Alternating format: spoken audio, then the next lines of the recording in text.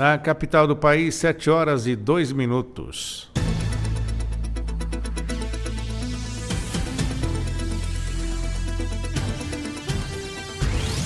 A Rádio Justiça apresenta Revista Justiça. Olá, muito bom dia, eu sou o Sérgio Duarte, você está na rádio e na TV Justiça, aqui no FM 104,7, também no canal 1.3 da TV Digital para o Distrito Federal em torno. É muito bom te encontrar nesta terça-feira, 16 de novembro, ou melhor, de dezembro, de 2025. Vamos juntos hoje até às 9 horas da manhã.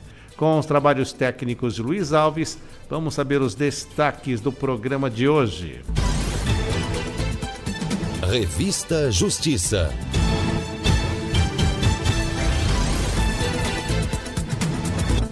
A primeira hora do Revista Justiça é dedicada às notícias do Poder Judiciário Brasileiro e às 7h45 tem o quadro Ética e Justiça, com a participação do doutor em Direito Penal, procurador de Justiça no Estado de São Paulo e presidente do Instituto Não Aceito Corrupção, o doutor Roberto Liviano. Às 8 horas vamos falar de uma decisão sobre valor depositado em caderneta de poupança. Qualquer valor que não exceda o total de 40 salários mínimos é impenhorável. Esse foi o entendimento adotado pela 12ª Vara Federal de Execução Fiscal da Seção Judiciária de Goiás. Vamos falar sobre isso conversando com a advogada especialista em Direito Civil e Direito Processual Civil, Ana Paula Dias Ribeiro. Às 8h15 vamos ter aqui uma entrevista sobre decisão da Justiça em Minas Gerais. Ela declarou ser ilegal a cobrança de taxa condominial diferenciada para unidades de cobertura quando se trata de despesas que beneficiam todos os moradores de forma igual. Vamos conversar sobre isso com o advogado Kênio Pereira, ele que é especialista em direito imobiliário e vice-presidente da Comissão Especial de Direito Condominial da OAB Nacional. Esse é o Revista Justiça, que conta com a sua participação pelo 61999758140, o nosso WhatsApp, onde você pode mandar aí a sua sugestão de pauta, a sua dúvida. Entre em contato conosco. Você pode mandar a sua mensagem de texto ou de voz para nós. Anote aí, 61999758140. E também você pode nos acompanhar em áudio, onde estiver pelo Tanin ou pelo radios.com.br. 7h06. Confira agora no Revista Justiça os destaques do portal de notícias do Supremo Tribunal Federal. 7h06, hora de acessar o portal do Supremo Tribunal Federal, stf.jus.br. STF retoma nesta terça, dia 16, julgamento do núcleo 2 da tentativa de golpe de Estado. A sessão terá início às 9 horas da manhã com o voto do relator, o ministro Alexandre de Moraes, e em seguida votam os demais integrantes da primeira turma. Julgamento que você vai acompanhar aqui também pela rádio e pela TV Justiça a partir das 9 horas da manhã. STF abre exposição sobre Oscar Niemeyer e celebra a arquitetura a serviço da democracia. Mostra reúne painéis, maquetes e linhas do tempo no Museu Ministro Sepúlveda pertence. STF recebe jurista e ativista sul-africano para debater direitos humanos.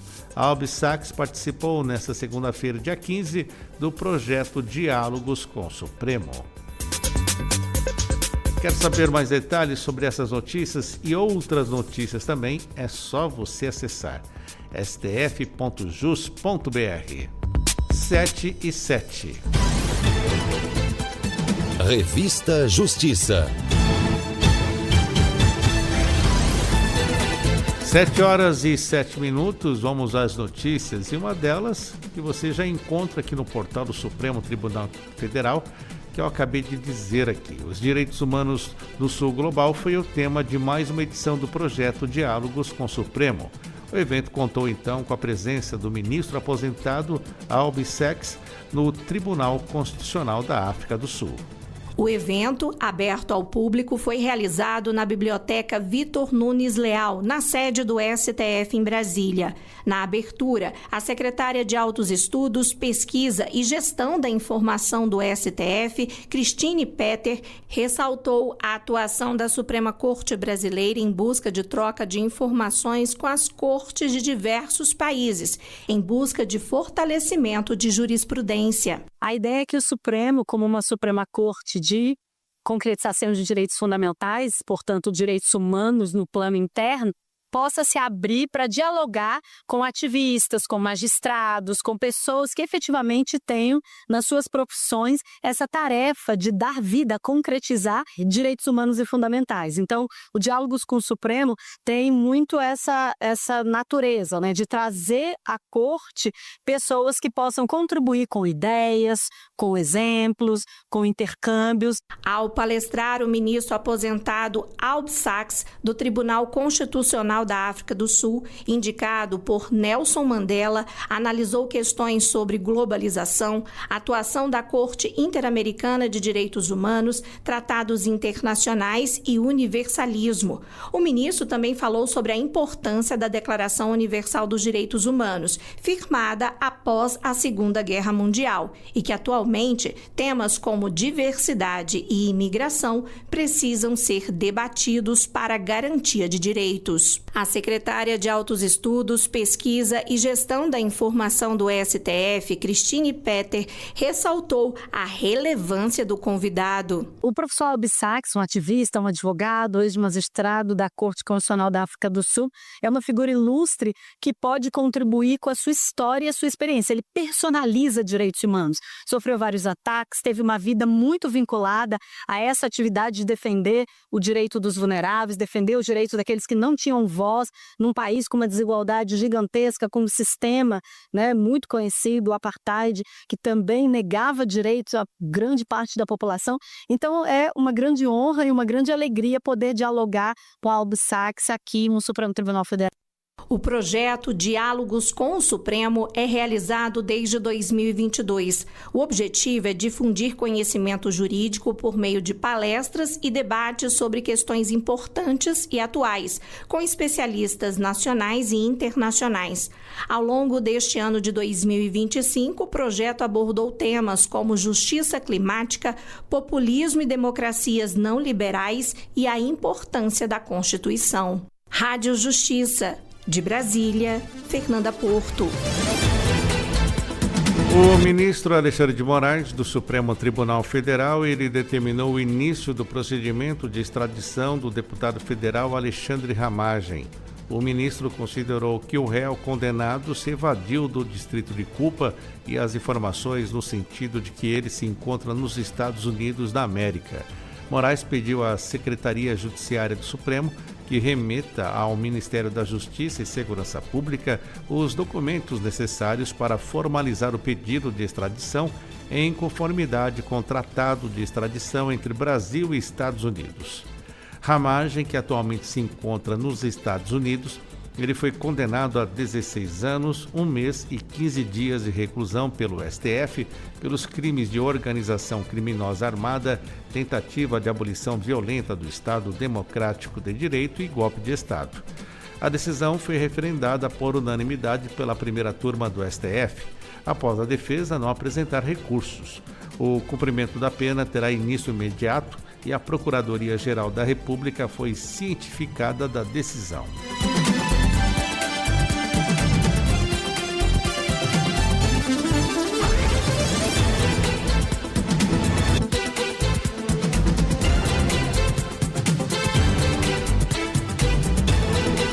7h12, STF recebe exposição em homenagem aos 118 anos de Oscar Niemeyer. A mostra destaca projetos que unem arquitetura, justiça e cidadania.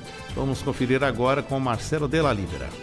O STF abriu nesta segunda-feira a exposição Niemeyer Solidário, da obra do berço à Justiça Global, em homenagem aos 118 anos de nascimento do arquiteto. A mostra acontece de 15 a 19 de dezembro no Museu Sepúlveda Pertence e apresenta projetos que ligam arquitetura, justiça e cidadania. Com curadoria de Paulo Niemeyer, bisneto do arquiteto e presidente do Instituto Niemeyer Solidário, a exposição percorre a trajetória de Oscar Niemeyer desde seu primeiro projeto filantrópico, na Obra do Berço de 1937, no Rio de Janeiro, até trabalhos que simbolizam instituições de justiça no Brasil e no mundo. O que vemos em cada painel e maquete não é somente concreto e vidro, é a certeza de que a arquitetura deve servir à vida, à dignidade e ao encontro. Oscar via esses prédios do judiciário como templos laicos da justiça, pensados não para intimidar, mas para garantir que o Estado e o cidadão estejam lado a lado no mesmo horizonte democrático. Tenho a alegria de anunciar que esta é a primeira parada de uma mostra itinerante que seguirá para o Espaço Caixa Cultural Brasília e depois para outros do Brasil e do mundo, levando consigo a mensagem de solidariedade e esperança tão presente na obra de Oscar Niemeyer. Então nós hoje estamos vendo uma exposição que sai daqui e vai rodar Brasil e mundo. O ministro decano do STF, Gilmar Mendes, vice-presidente do Instituto Niemeyer Solidário, destacou a importância para a Suprema Corte receber a exposição do arquiteto. Para nós, Paulo, é uma honra estarmos aqui celebrando a abertura desta exposição que fala da importante obra de Niemeyer, não só o seu avô, mas também, na verdade, o arquiteto símbolo não só do Brasil, mas é um arquiteto símbolo no mundo, que realizou essa grande façanha que é Brasília. Painéis, maquetes e linhas do tempo mostram como Niemeyer transformou edifícios do Judiciário, como o Supremo Tribunal Federal, o Superior Tribunal de Justiça e o Tribunal Superior do Trabalho, em espaços pensados para aproximar o Estado da sociedade, reforçando valores democráticos. O público pode visitar gratuitamente a exposição até o dia 19 de dezembro, das 10 da manhã às 4 da tarde, com agendamento pelo site do STF. Rádio Justiça, de Brasília, Marcelo Della Libera. O orçamento secreto e o impacto da inteligência artificial e das fake news nas eleições estão entre os temas de uma publicação lançada este mês no Supremo Tribunal Federal. O livro Democracia e Desafios Contemporâneos contém prefácio do ministro Gilmar Mendes. Acompanhe a reportagem de Neto Costa. A coletânea de artigos propõe uma jornada de reflexão que parte dos fundamentos teóricos da democracia. É resultado dos debates e pesquisas de 13 acadêmicos do doutorado em Direito em Brasília, como explica o organizador da obra, Alexander Fabiano. Colegas participaram com textos, com publicações, com contribuições de alguns inéditos já publicados em alguns veículos, para que ela pudesse se concretizar. A publicação examina temas como o orçamento secreto no Congresso Nacional, o racismo no sistema prisional, além de desafios mais recentes da era digital, como a proteção de dados, a segurança jurídica na atividade notarial e o impacto da inteligência artificial e das fake news nas eleições, como ressalta Pedro Oliveira, um dos coautores do livro. Colegas participaram com textos, com publicações, com contribuições de alguns inéditos já publicados em alguns veículos, para que ela pudesse se concretizar. Rádio Justiça, de Brasília, Neto Costa. Nova lei garante maior proteção para crianças e adolescentes vítimas de crimes sexuais, do Tribunal de Justiça de Alagoas, Luiz Pompe.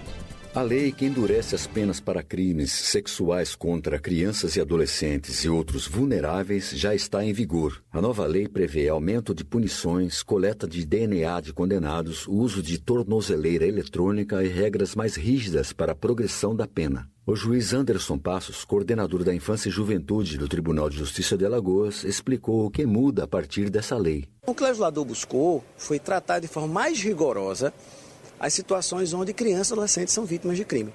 E quando a gente fala em crimes contra a dignidade sexual, que são aqueles mais graves, né, que podem acontecer com uma criança e adolescente, salvo obviamente os crimes contra a vida, nós observamos que a nossa legislação ela já era rigorosa, já tinha uma pena severa, uma pena que iniciava em 8 anos, mas que agora nós temos uma pena ainda maior. A pena mínima para essas situações passa agora de ser de 10 anos.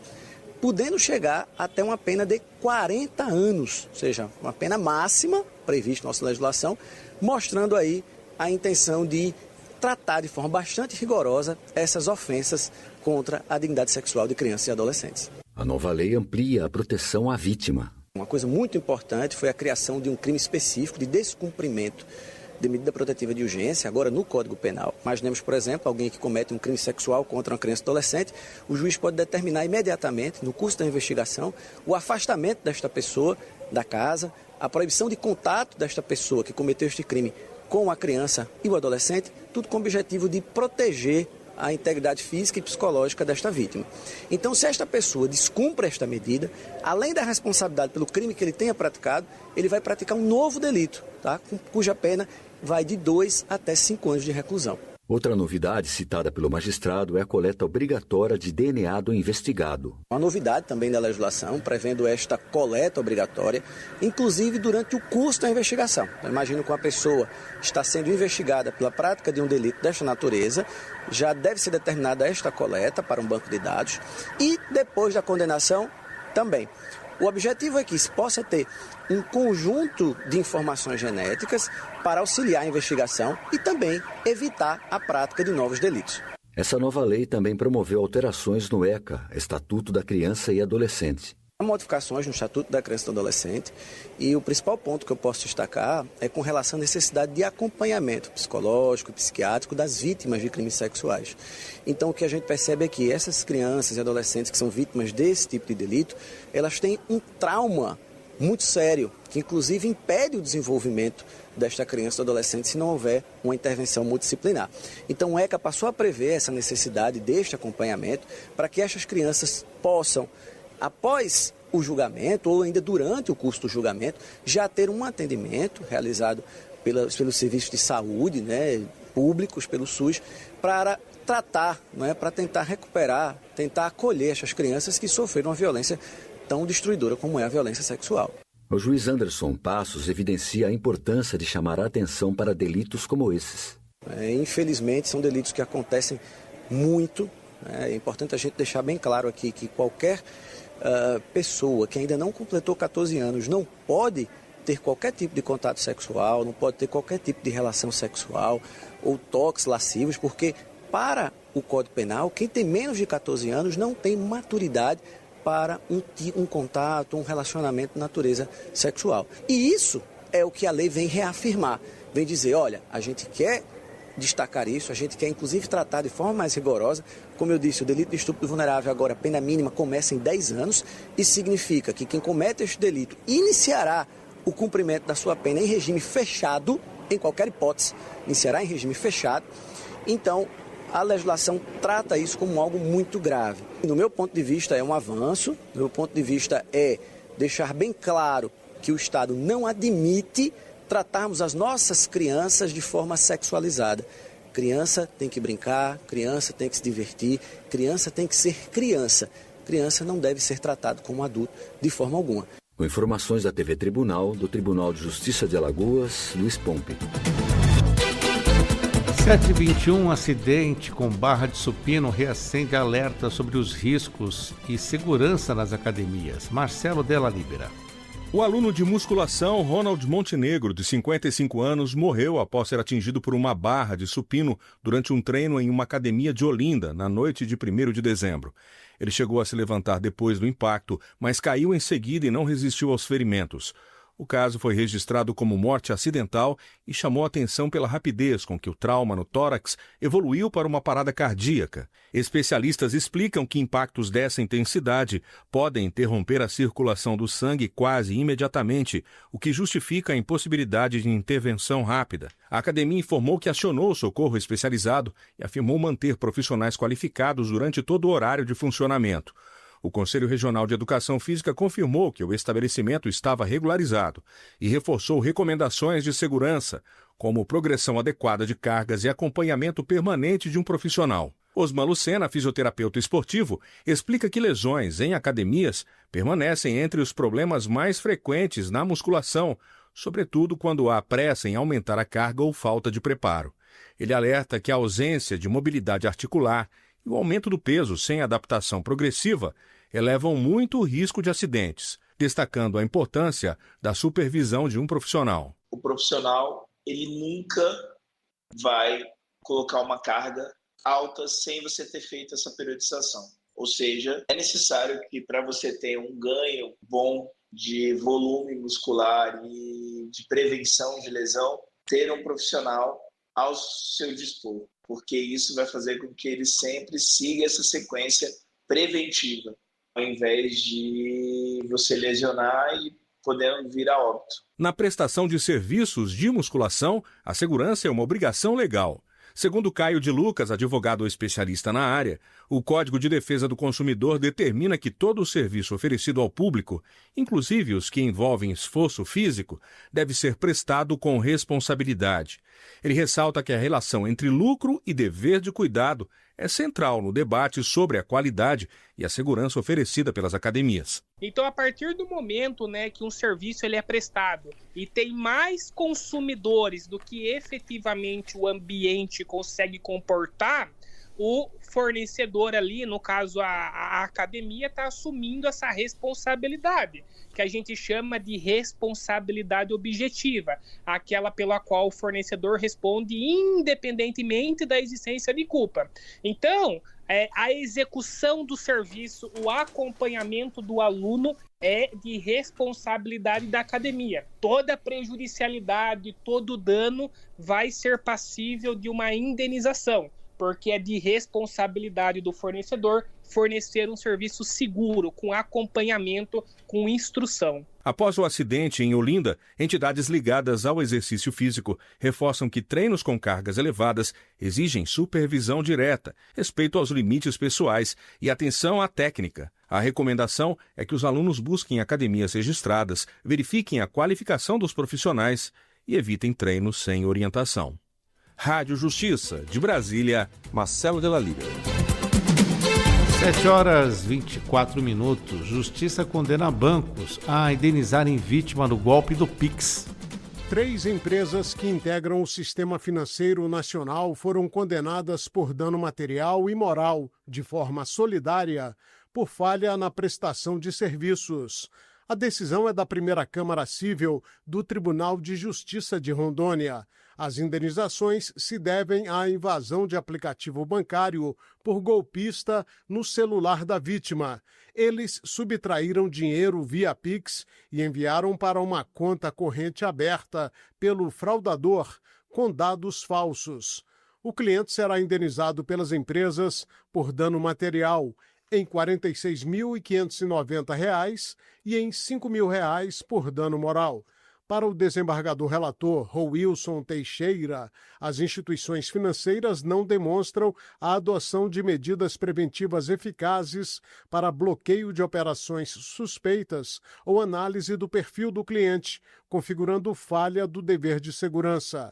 A abertura de conta utilizada como destino de valores transferidos a partir da fraude configuram falha no dever de verificação e monitoramento exigido pelas normas do Banco Central, conforme reconhecido pelo Superior Tribunal de Justiça. Rádio Justiça, de Brasília, Neto Costa. Tribunal de Justiça de Mato Grosso reduz juros abusivos e garante a devolução de seguro em contrato de financiamento. De Cuiabá, Elaine Coimbra. Energia, alegria, engajamento e muita consciência ambiental. Foi divulgado no Complexo dos Juizados Especiais os resultados do Recicla Ajude 2025, a competição que transforma resíduos em impacto social. E mais uma vez, o Judiciário mostra que também sabe fazer bonito quando o assunto é sustentabilidade. Em menos de 30 dias, servidores e equipes levaram a sério o desafio e arrecadaram quase 3 toneladas de materiais recicláveis. O primeiro lugar ficou com a Secretaria do 7º Juizado Especial Cível, com 512 quilos coletados. A juíza Patrícia Ceni lembrou que reciclar começa dentro de casa. A segunda colocação foi para a Secretaria da 3ª Turma Recursal, que reuniu o maior volume total, 721 quilos. A juíza Valdeci Moraes Siqueira comemorou o empenho e a mudança de hábitos dos servidores. Em terceiro lugar, a Secretaria do Juizado Especial Criminal, que somou 461 quilos. Todo o material segue para a Associação de Catadores Mato Grosso Sustentável, valorizando o trabalho dos catadores e ajudando na renda de dezenas de famílias. Das 14 unidades do complexo, 13 participaram da competição sustentável. O complexo dos juizados é referência no estado e abriga a primeira central de resíduos do judiciário. O Recicla Ajude também reforça o compromisso com os objetivos de desenvolvimento sustentável da Organização das Nações Unidas, promovendo o consumo responsável. Da Rádio TJMT, Elaine Coimbra. 7h28.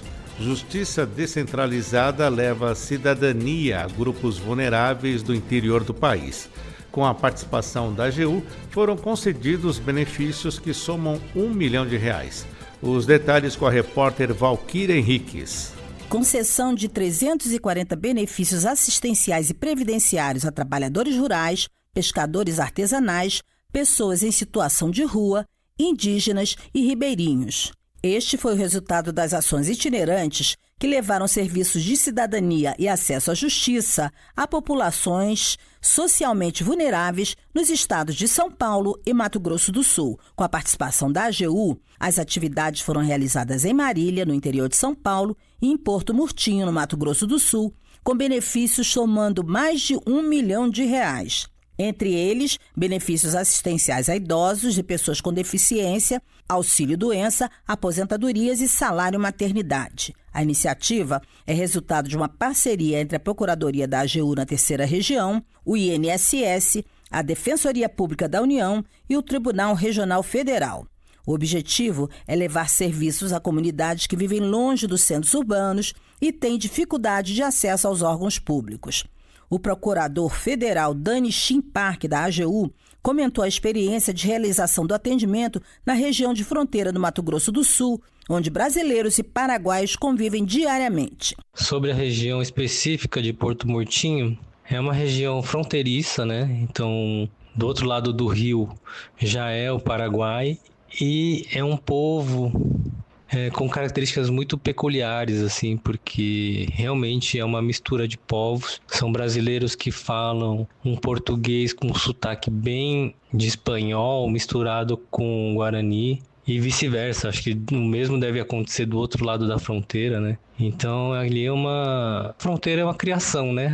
As pessoas estão lá, no fundo, são impactadas pela criação de uma fronteira pelos estados, né?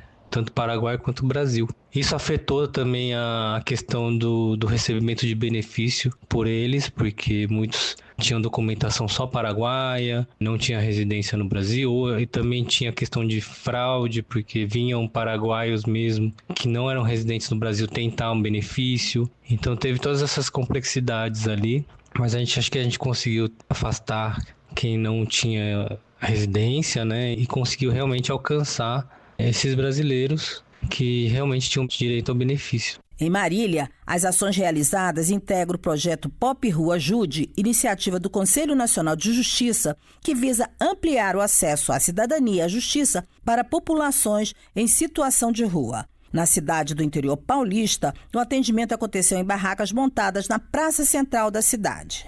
Da AGU, Valquíria Henriques. 7h31.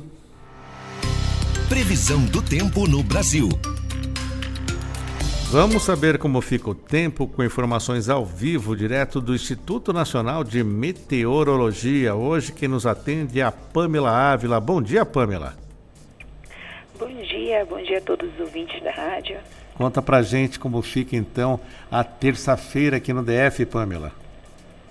Então, a terça-feira ela tende a ficar ali com esse tempo mais fechado, pouquíssimos momentos com abertura ali de céu parcialmente nublado, mas o predomínio é de muitas nuvens e chuva a qualquer momento do dia.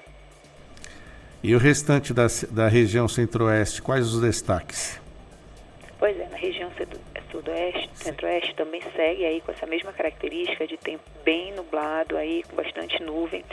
E o destaque maior fica aí para o Mato Grosso do Sul, que já amanhece aí com bastante convecção, chuvas e aí com bastante indicativo para raios e pancadas, né, com trovoadas.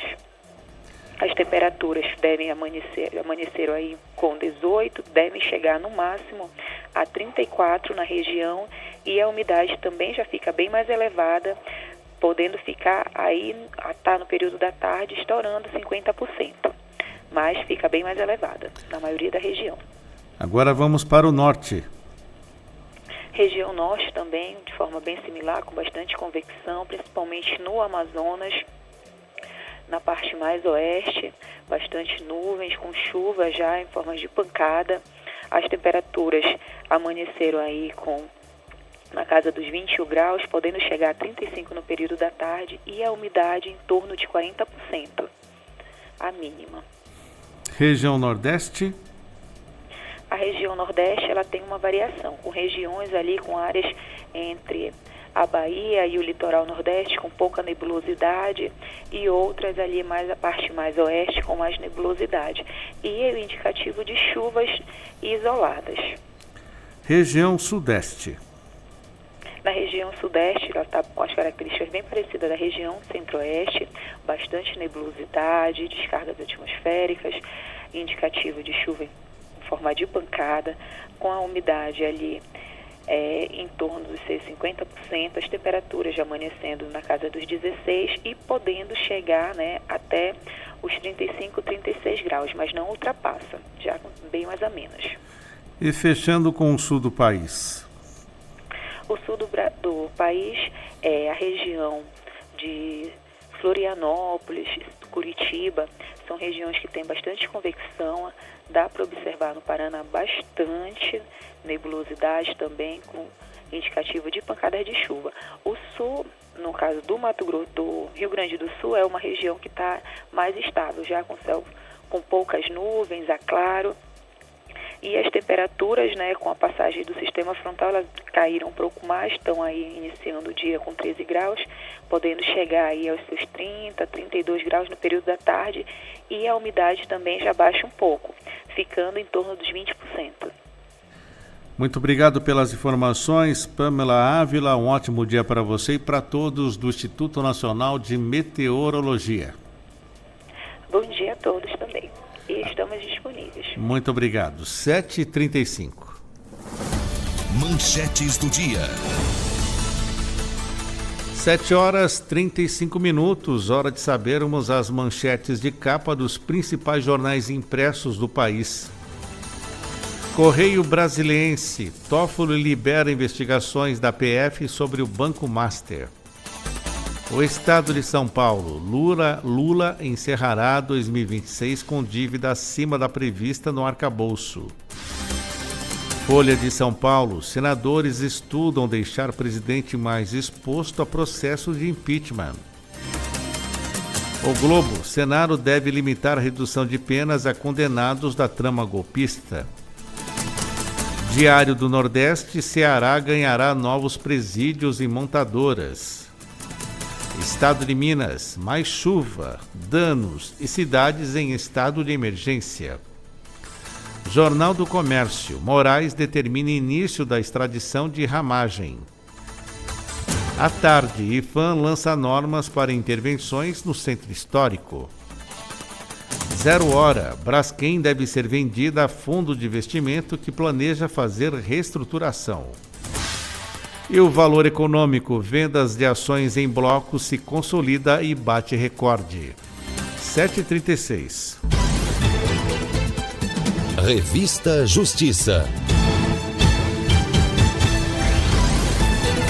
Defensoria Pública da União defende inconstitucionalidade do marco temporal no Supremo Tribunal Federal.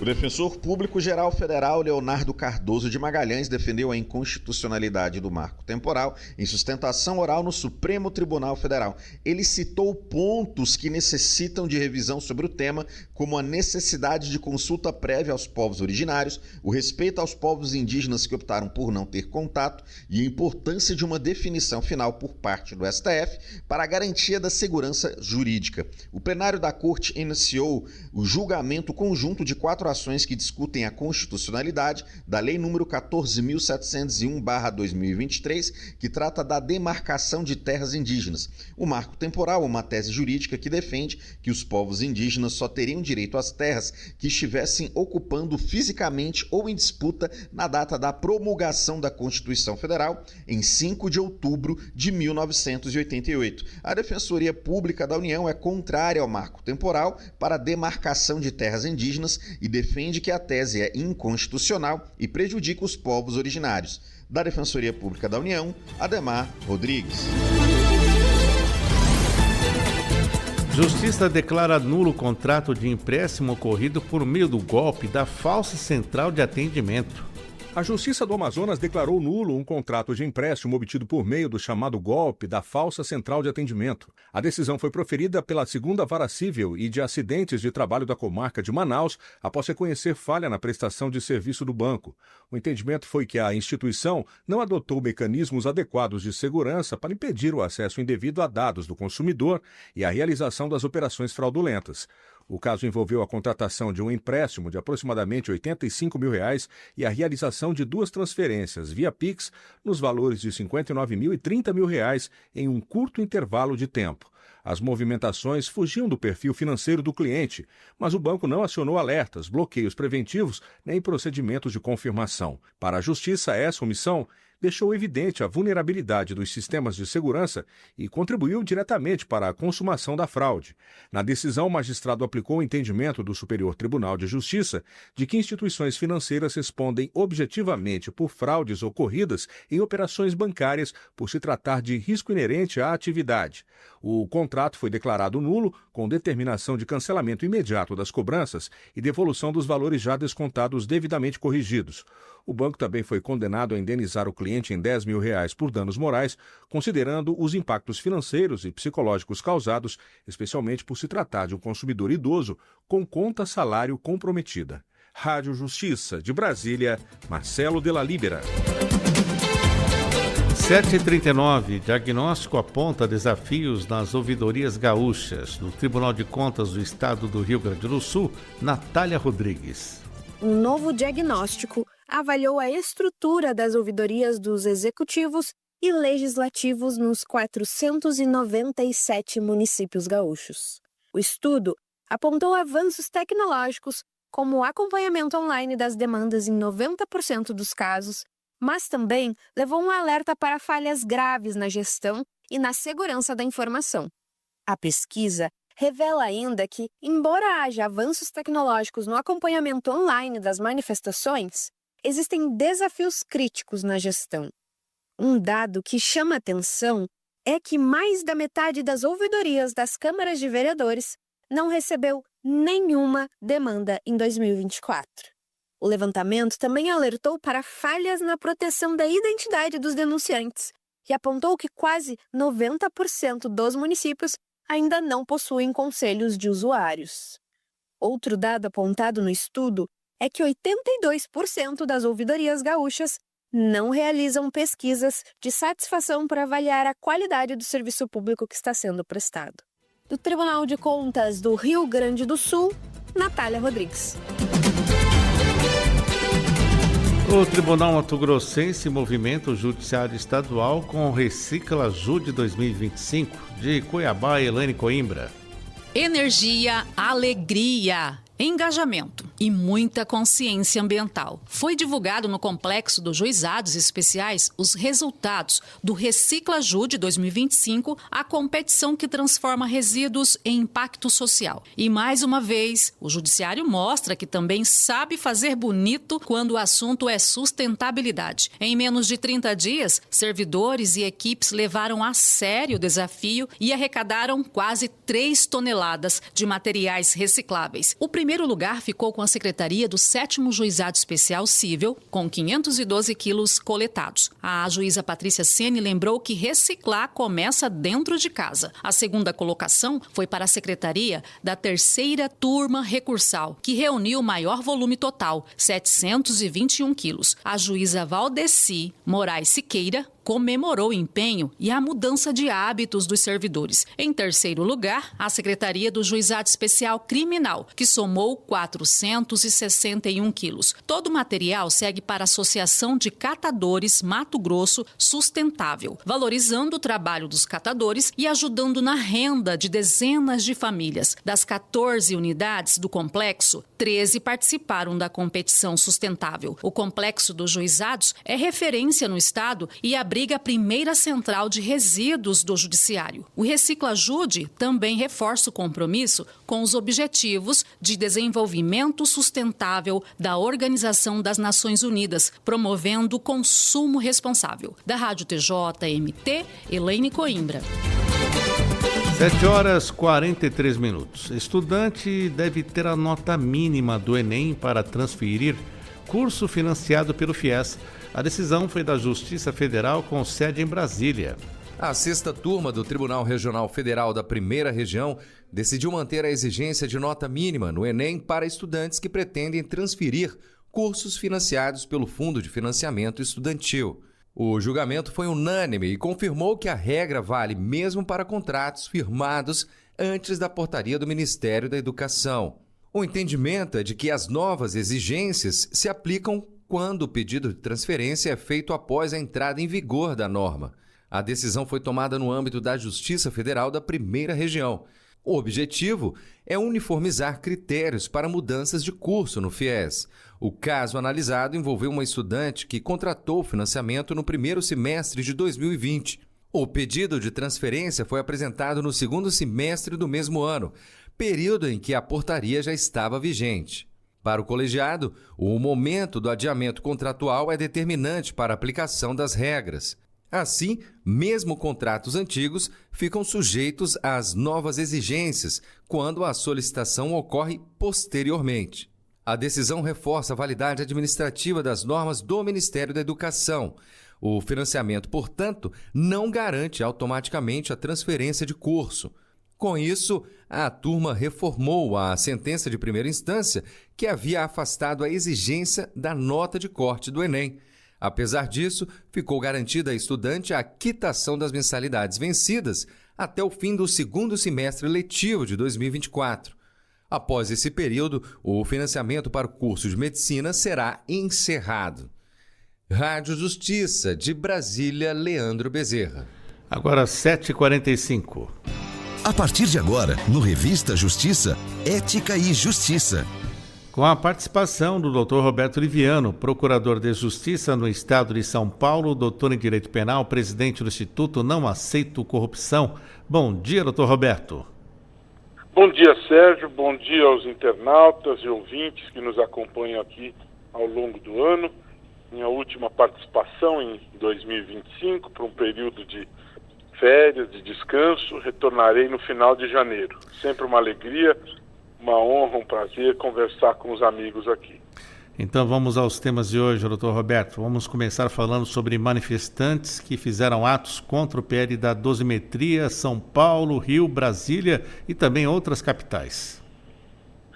Pois é, eu penso que depois de 22 de setembro, em que nós tivemos uma manifestação bastante significativa em relação à PEC da blindagem e que foi determinante para que o Senado interrompesse a tramitação daquela proposta, que aliás era frontalmente inconstitucional, tivemos novamente, 2 meses depois, esta manifestação vigorosa a respeito do PL da dosimetria. O que se pode interpretar a respeito disso, Sérgio, e quem nos acompanha?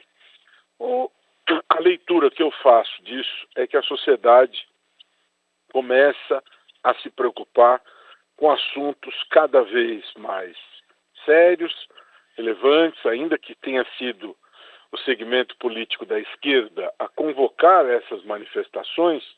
Não foi apenas a esquerda que esteve presente nestes momentos. Mais pessoas se engajaram, mais gente da sociedade civil se interessou em demonstrar que está insatisfeito com o andamento das questões, com a postura da Câmara dos Deputados em relação a estes temas, e isso, a meu ver, demonstra um caminhar em relação à maturidade da cidadania, à maturidade política.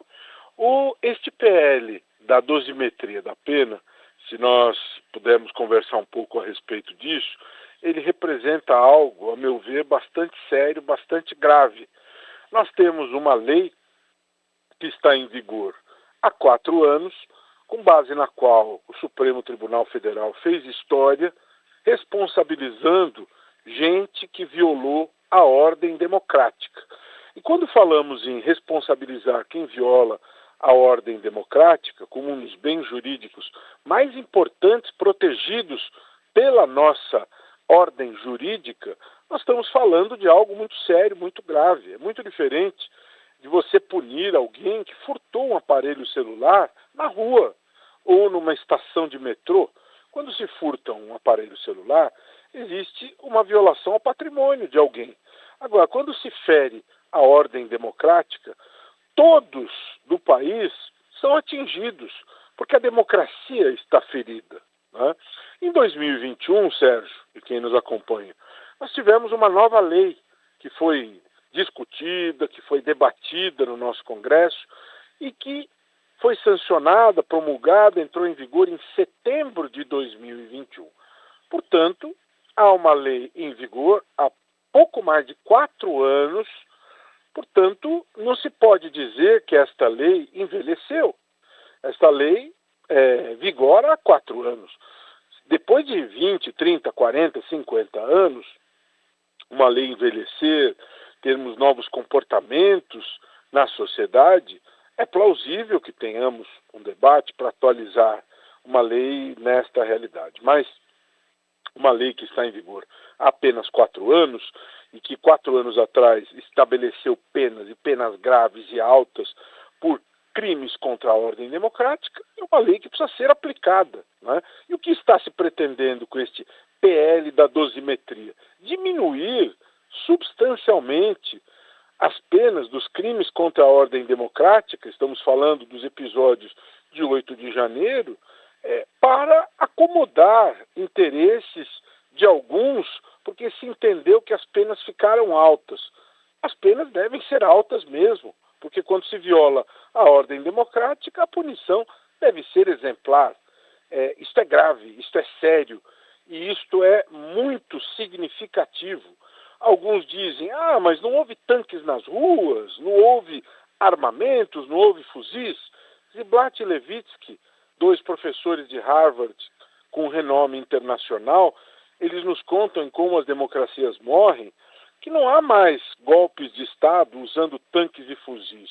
A democracia ela é corroída como o cupim quando os pilares da democracia são atacados aos poucos, são enfraquecidos. Então é necessário ter uma releitura sobre o enfraquecimento da democracia. Portanto, eu penso que essa manifestação da sociedade no domingo foi extremamente relevante, significativa e deve ser lida como um momento de fortalecimento da nossa cidadania, como um momento de avanço da nossa cidadania. E é necessário, é importante que a Câmara tenha a necessária sensibilidade de receber estes sinais de maneira madura, de maneira correta, de maneira atenta, porque, afinal de contas, a democracia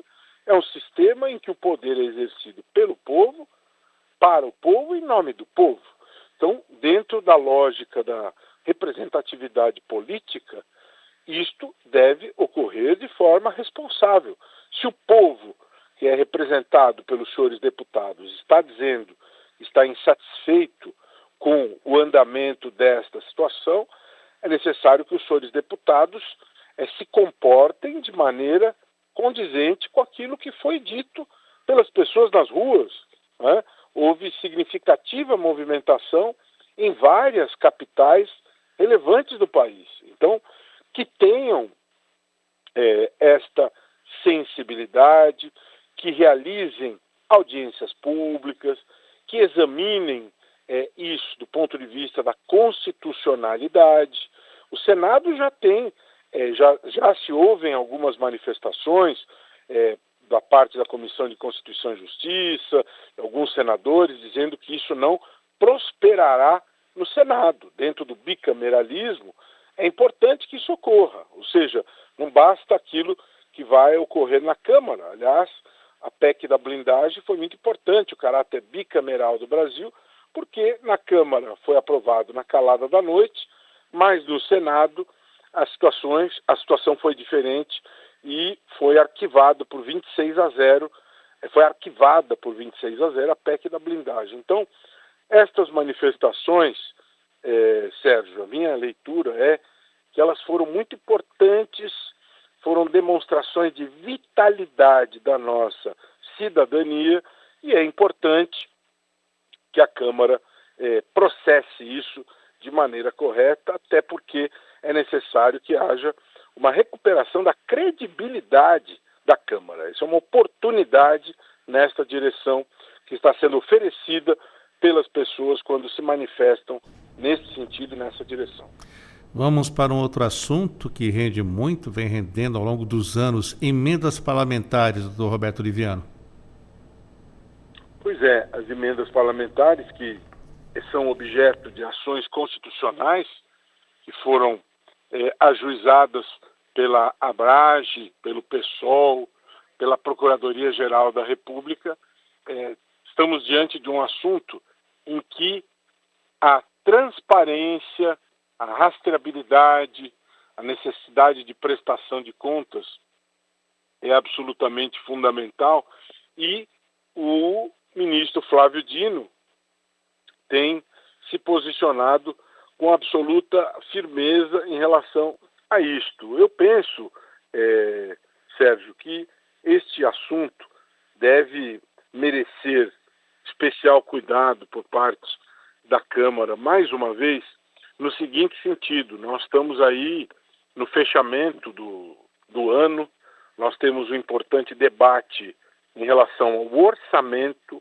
a lei orçamentária do ano que vem, e é uma oportunidade para que haja um reposicionamento em relação a este assunto, para que as emendas parlamentares, o montante das emendas parlamentares que vem se agigantando, este tema, Sérgio, ele caminha na direção de nós termos um viés, um reposicionamento disso na direção da prevalência do interesse público, né? Estudos têm mostrado que existe um descompromisso das emendas em relação à concretização de políticas públicas. Indiscutivelmente que é plausível, que é legítimo pensarmos no poder de emenda. O poder de emenda em si, ele é algo legítimo. Quando isso se iniciou, essa trajetória da ampliação dos valores das emendas,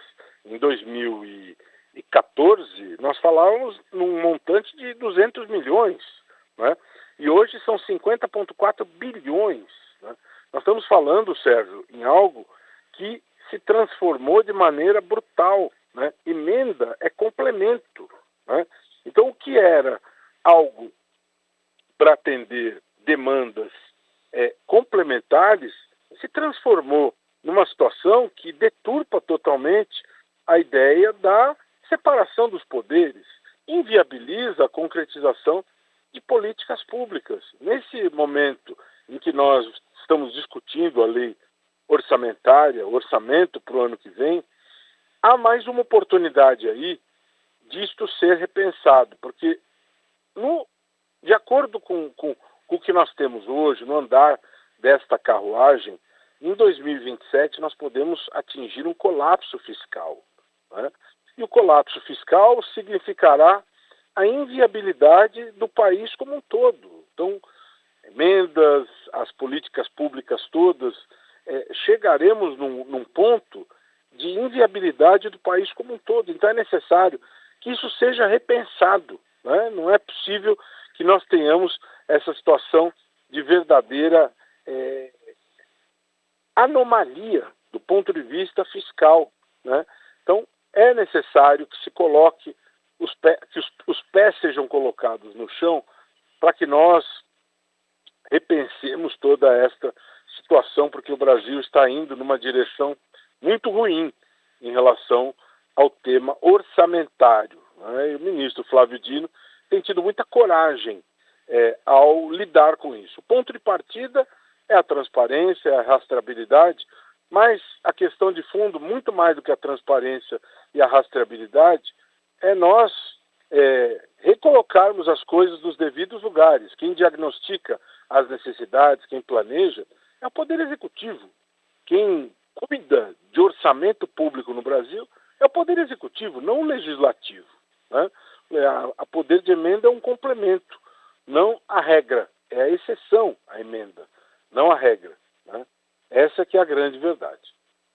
Doutor Roberto Oliviano, temos ainda 2 minutinhos para o senhor falar sobre o levantamento. Atrás de saúde e segurança supera a economia e vira principal problema do país para 16% da população. Isso, Sérgio, a gente sempre vem falando aqui sobre as pesquisas, sobre esses indicadores, né? E os fatos criminais, os assuntos de violência, eles têm estampado todos os dias as manchetes, né? Isso tem sido motivo de muita preocupação, casos muito graves, muito preocupantes, vêm sendo veiculados, e é natural que quando isso é trazido ao conhecimento das pessoas, isso aumenta o grau de preocupação. O Brasil está cada vez mais se tornando um país muito violento, né? E isso, infelizmente, não se constrói uma solução para isso, né? Eu diria que, a longo prazo, a grande solução é a educação, né? E os anos se passam, as décadas vão passando e não se encontra esta solução, né? A solução é investir maciçamente em educação. Essa é a melhor maneira de prevenir a violência e a criminalidade, né? E esse investimento maciço em educação não tem ocorrido. É necessário que ele aconteça, né? Então, esses recortes, esses retratos, eles vêm reiteradamente acontecendo em virtude desses reiterados casos. Esse caso, por exemplo, em São Paulo, da uma mulher que esteve envolvida afetivamente com um rapaz que a arrastou por 1 quilômetro numa via importante de São Paulo. Isso causou estarrecimento a todos, né? Então, isso tudo acaba se estampando nestes números, né?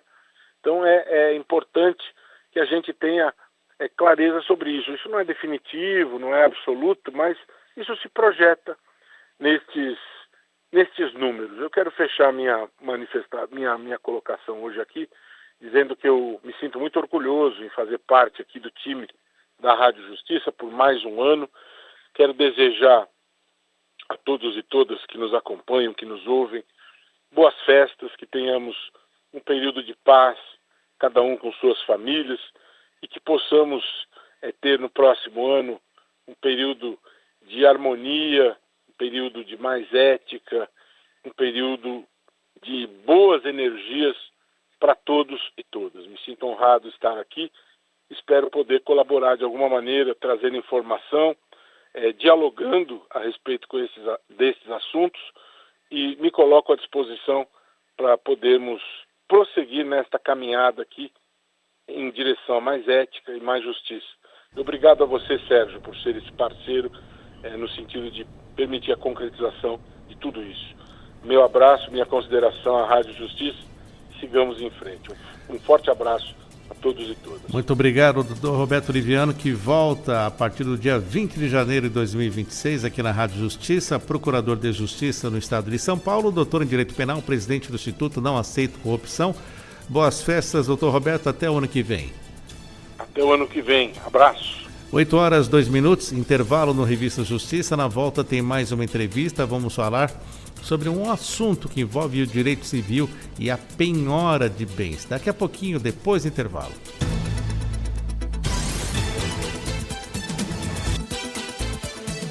Estamos apresentando Revista Justiça.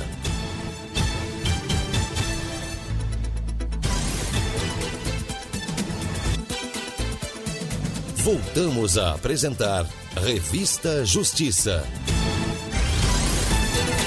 Estamos de volta com a Revista Justiça. Vamos para a segunda e última hora desta terça-feira, dia 16 de dezembro de 2025, 8h04. Revista Justiça. Entrevista. Qualquer valor depositado em caderneta de poupança que não exceda o total de 40 salários mínimos é impenhorável. Esse foi o entendimento adotado pela 12ª Vara Federal de Execução Fiscal da Seção Judiciária de Goiás, seccional da Justiça Federal da Primeira Região, para determinar o desbloqueio de valores penhorados pela União. Para falar sobre esse assunto, vamos conversar agora com a advogada especialista em Direito Civil e Direito Processual Civil, Ana Paula Dias Ribeiro. Doutora Ana Paula, seja bem-vinda. Bom dia. Bom dia, Sérgio. Bom dia, ouvintes. Gostaria que a senhora fizesse uma introdução a respeito desse tema, doutora, a respeito dessa penhora ou não, o que envolve dinheiro guardado na poupança. Certo. Toda vez que nós somos obrigados a responder aí a uma obrigação de pagar, né, nesse caso especificamente que tramitou na Justiça Federal, uma obrigação de pagar tributo, né, envolvendo a União, nossos ativos financeiros, nosso patrimônio, ele pode se sujeitar a responder essa obrigação, ainda que contra a nossa vontade. E nesse caso, nessa execução fiscal movida pela União, esse devedor não pagou voluntariamente a obrigação e, portanto, foi sujeito aí a uma medida forçada, né, que a gente chama, né, de medida forçada de execução. No meio do caminho, ele teve uma quantia penhorada, né, nas suas contas, na sua conta poupança, e dessa penhora ele arguiu em penhorabilidade porque esse valor que estava guardado na poupança não poderia responder à execução porque diz a legislação, especificamente o Código de Processo Civil, que quantias em depósito em poupança até o limite de 40 salários mínimos não podem responder a execuções, eles não podem ser utilizados para constrições forçadas como essa que aconteceu. Essa situação da impenhorabilidade de poupança até o limite de 40 salários mínimos, pelo que eu entendi com a senhora, já é prevista então no Código de Processo Civil. E muitos perguntam, mesmo com essa previsão, por que é necessária ainda uma decisão judicial para que a lei seja cumprida? Bom, como você já comentou, né, é previsto em lei a impenhorabilidade desses valores. No Código de Processo Civil nós temos diversos bens que, além, né, dos valores depositados em conta poupança, que não podem ser sujeitos a penhora, mas é ainda necessária a declaração de decisões judiciais, porque no curso de uma execução, às vezes o exequente não tem ciência de que aquele bem ele é de fato impenhorável. Então, quando nós falamos, por exemplo, de execução de valores que estão em conta bancária, nós utilizamos o Poder Judiciário, né? Hoje ele utiliza de uma ferramenta chamada Cisbajude, que é uma ferramenta criada em convênio entre Poder Judiciário e Banco Central, e quando o Banco Central, né, pelo Cisbajude, é acionado a procurar ativos financeiros em contas bancárias, o sistema não faz essa separação do que está em conta poupança, do que não está. Então, o que foi encontrado é penhorado, certo? E até que o executado venha e diga, olha, esse valor ele não pode ser penhorado porque ou ele está em depósito de conta poupança ou ele está depositado em uma conta corrente, mas que tem a finalidade de poupar dinheiro, assim como se fosse uma conta poupança, o exequente não tem como saber se esse valor é penhorável ou não.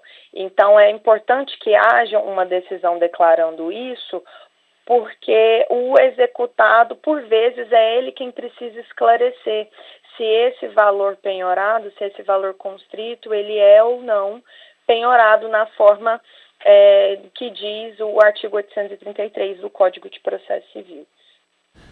Doutora, esses 40 salários mínimos, ou valor de até, estamos falando aqui sobre poupança. Só a poupança que é empenhorável ou outras contas correntes, investimentos também são empenhoráveis dentro desse valor? O Código de Processo Civil, ele trata especificamente da conta poupança, né? Os valores depositados em conta poupança até 40 salários mínimos são valores empenhoráveis. Só que, no decorrer dos anos, a jurisprudência do Superior Tribunal de Justiça tem entendido que não somente os valores depositados em caderneta de poupança, mas os valores depositados em conta corrente, por exemplo, também podem ser considerados valores empenhoráveis, né? Há aí uma interpretação extensiva dessa norma para esses outros tipos de contas, que não somente a caderneta de poupança, desde que a finalidade seja similar, certo? Ali, aquele dinheiro está ali em depósito, a fim de ser poupado para investimentos futuros, assim como as pessoas fazem com a caderneta de poupança. Então, é sim possível estender a interpretação dessa norma para outras contas de natureza que não sejam especificamente uma caderneta de poupança. Estou conversando com a doutora Ana Paula Dias Ribeiro. Estamos falando aqui de uma decisão judicial. Qualquer valor depositado em caderneta de poupança que não exceda um total de 40 salários mínimos é impenhorável. Estamos falando sobre uma decisão da Justiça em Goiás, da seccional da Justiça Federal da Primeira Região, que determinou o desbloqueio de valores penhorados pela União. Dentro desse contexto, até podemos trazer o contexto constitucional. Essa regra, ela até se conecta aos princípios constitucionais da dignidade da pessoa humana e até do mínimo existencial, não é, doutora Ana Paula? Isso, exatamente isso, Sérgio. A finalidade é, de fato, proteger o mínimo existencial de uma pessoa, ainda que ela esteja sendo executada. Mas, obviamente, nós temos aí também algumas exceções, Sérgio. Há uma principal exceção é quando o crédito que esteja sendo executado ele seja de natureza alimentar. Aí nós estaríamos, por exemplo, diante da escolha entre o mínimo existencial de uma pessoa que necessita de alimentos e o mínimo existencial de um devedor de alimentos, né, à luz dessa regra geral da empenhorabilidade. Então, nesse caso especificamente, aí a gente relativiza a regra, mas o objetivo da empenhorabilidade desses valores em conta é garantia do mínimo existencial e da dignidade da pessoa humana desse devedor. Há alguma diferença de execução de dívida da União ou de particulares nessas situações? Depende muito, Sérgio, do tipo de crédito que nós estamos executando e o tipo de bem que está sendo penhorado, né? Porque não só valores em conta podem ser penhorados, mas nós também temos outros bens que podem responder a uma execução, um imóvel, um automóvel. Então, nós primeiro temos que fazer essa diferenciação. Por exemplo, se a União estiver executando débitos, por exemplo, de ITU, né, embora cobrado pelo município, é um débito que é convertido à União. Se esse ITU ele precisa ser cobrado e o devedor não paga voluntariamente o crédito, a União pode, por exemplo, penhorar o imóvel do qual decorre essa dívida, esse crédito. Ainda que esse imóvel, por exemplo, seja considerado bem de família. No caso específico, a União poderia penhorar porque o crédito decorre do próprio bem. E quando o crédito decorre do próprio bem, aquele bem, ainda que considerado impenhorável, como regra geral, ele pode ser utilizado para saldar esse crédito da União. Então, depende de caso a caso, depende da natureza do crédito, depende de quem está executando esse crédito e depende de qual bem especificamente está respondendo a essa dívida. Agora, se nós estamos falando, igual no caso concreto, de um ativo financeiro que estava em caderneta de poupança e que não supera o teto dos 40 salários mínimos. Sendo a União exequente ou qualquer particular exequente, se esse crédito não for de natureza alimentar, por exemplo, não haveria possibilidade de penhora, ainda que o ente exequente fosse a União, tá? Para finalizar, doutora Ana Paula, qual a mensagem principal que essa decisão deixa para quem enfrenta uma execução judicial e teme perder recursos essenciais à própria subsistência? Primeiro, eu recomendo que pessoas que estejam respondendo à execução procurem o auxílio de um advogado, procurem orientação, porque às vezes a responsabilidade por eventuais execuções, elas precisam ter ali um respaldo, uma análise, um cuidado de um profissional, porque por vezes bens que não poderiam ser penhorados estão respondendo a execuções. Já vi casos de pessoas perderem imóvel próprio, imóvel de própria residência, em dívidas que aquele imóvel não poderia ser usado para responder aquele crédito por falta de orientação. Então, a mensagem é: a lei resguarda bens específicos a determinadas execuções, não é porque você é devedor que todo o seu patrimônio precisa responder por um crédito, não é assim que as coisas funcionam. A lei resguarda determinados bens para que se evite a violação ao mínimo existencial e a garantia desse direito fundamental da dignidade da pessoa humana.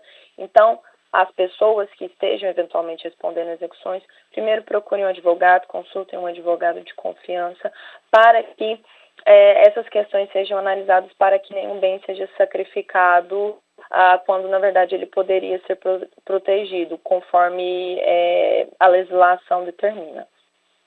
Conversamos com a doutora Ana Paula Dias Ribeiro, especialista em Direito Civil e Direito Processual Civil, falando sobre decisão o entendimento adotado pela 12ª Vara Federal de Execução Fiscal da Seção Judiciária de Goiás, seccional da Justiça Federal da Primeira Região, que determinou o desbloqueio de valores penhorados pela União. Nesse caso, estamos falando sobre uma caderneta de poupança em que o valor não exceda 40 salários mínimos.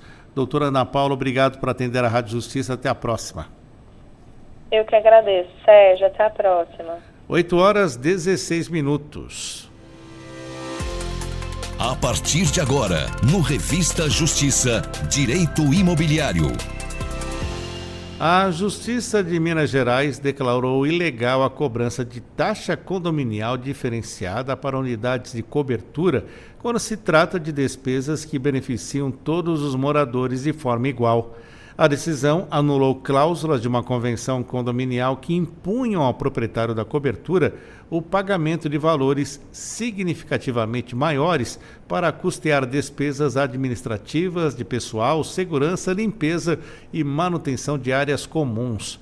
Para entender os impactos dessa decisão, os direitos e os deveres dos condôminos, o que muda ou não na vida desses condomínios, converso agora com o Dr. Kênio Pereira, advogado especialista em direito imobiliário e vice-presidente da Comissão Especial de Direito Condominial da AB Nacional. Dr. Kênio, seja bem-vindo. Bom dia. Bom dia, Sérgio. Bom dia, ouvintes da Rádio Justiça. Passa-se os anos, Dr. Kênio. Estamos aqui falando mais uma vez de uma decisão sobre fração ideal, Dr. Kênio. Realmente, essa tese eu tenho defendido há 29 anos e fico muito contente com a evolução da aplicação do direito de maneira mais adequada, porque a fração ideal, em determinadas situações, ela acarreta o enriquecimento sem causa, como foi bem colocado nessa decisão judicial de Belo Horizonte, e que foi, inclusive, divulgada de forma ampla no próprio site do TJMG. Então, o Tribunal de Justiça de Minas Gerais, ele acerta em divulgar essa matéria de maneira a estimular o entendimento entre os condôminos e orientando, inclusive, numa solução amigável, porque a sentença judicial veio a esclarecer que não é correto a maioria se arvorar em função de um quórum 2/3 para criar prejuízo para a minoria. Então, a a decisão judicial, ela tem um caráter, inclusive, pedagógico, de orientar o condomínio, a Assembleia, a agir dentro da lei, dentro dos princípios legais. A convenção, ela tem poder de normatizar o dia a dia do condomínio, mas não pode haver um abuso de direito, como aconteceu nesse caso concreto. Nesse caso concreto, para o nosso ouvinte ter uma ideia, conta pra gente, doutor Quênio, tínhamos ali apartamentos e o dono da cobertura pagava mais condomínio, é isso? Conta mais detalhes para nós. O que acontece é um prédio de luxo de 16 apartamentos, um por andar, e a cobertura pagava 101% a mais que os demais condôminos. Esse proprietário do apartamento solicitou à Assembleia a revisão, o ajuste da convenção para evitar que ele pagasse o dobro de despesas que são utilizadas por todos de maneira igual.